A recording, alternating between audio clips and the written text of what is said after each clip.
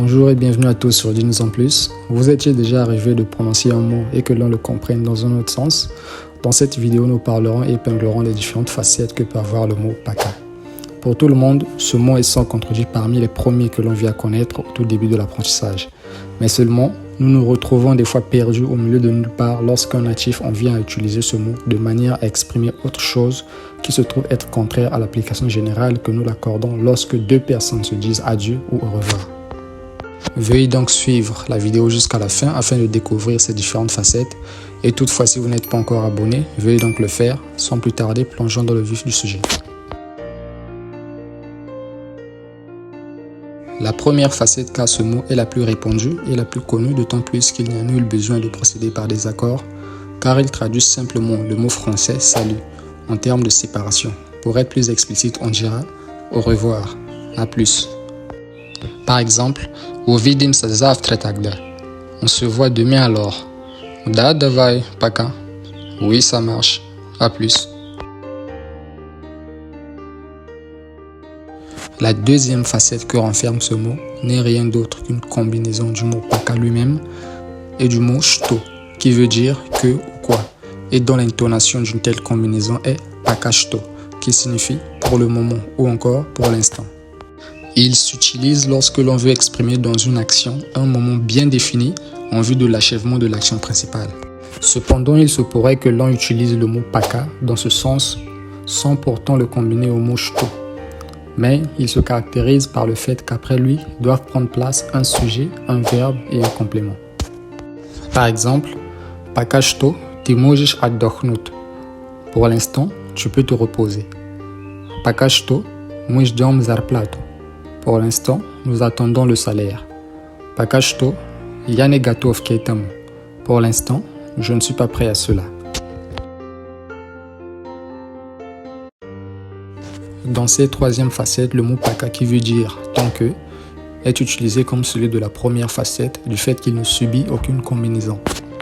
Seulement, il se distingue par la présence obligatoire d'un pronom personnel ou d'un sujet après lui, d'un verbe au négatif souvent conjugué au futur et voire même d'un complément, suivi d'un deuxième sujet dans la phrase, d'un deuxième verbe conjugué au futur aussi et d'un complément souvent obligatoire dépendamment de la phrase. En résumé, dans cette facette, le mot paka est plus adepte du concept cause à effet, car il s'affirme comme étant la cause d'une probable action à venir. Mettons donc un peu de lumière dans toute cette théorie einsteiniste.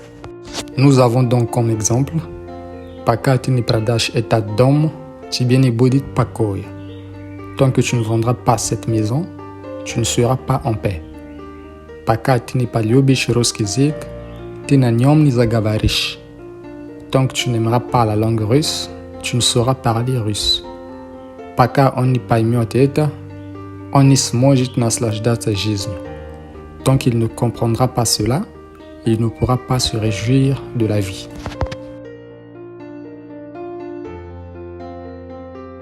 La quatrième facette du mot paka, qui veut dire pendant, fonctionne avec une configuration presque opposée à celle de la troisième, car il n'est pas soumis au facteur temps du fait qu'il s'emploie pour exprimer une action accomplie dans le passé, en cours d'accomplissement ou en devenir.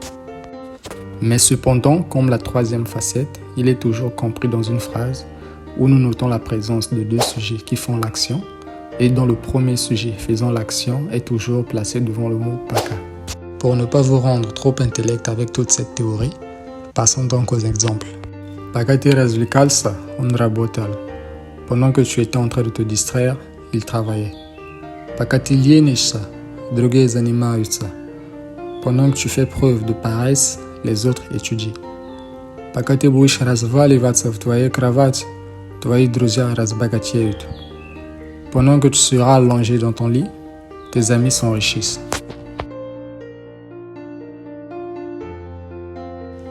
La cinquième expression de ce mot est moins utilisée parmi les apprenants du russe car elle est rendue possible par le biais d'une combinaison avec l'expression до тех пор, d'où nous obtenons до тех пор пока, qui veut dire jusqu'à ce que.